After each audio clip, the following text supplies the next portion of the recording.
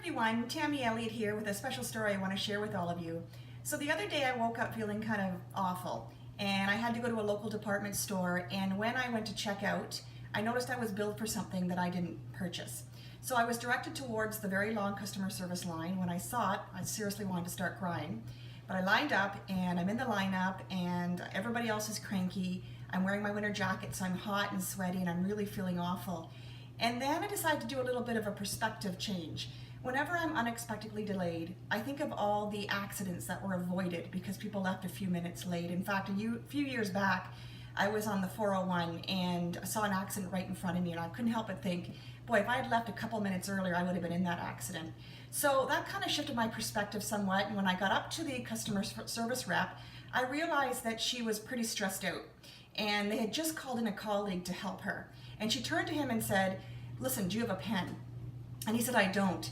So without even thinking, I reached into my purse, I grabbed out a pen, and I said to her, "You know what, here you go, keep mine, I've got lots at home."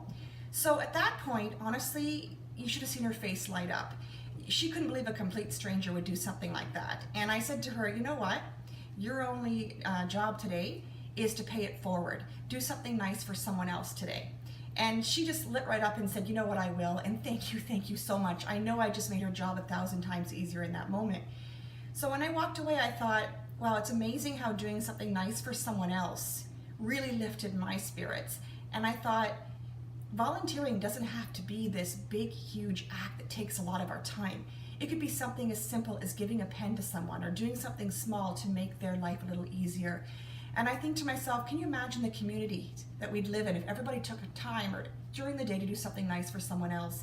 And the thought that really makes my heart warm is, what was the ripple effect of that day?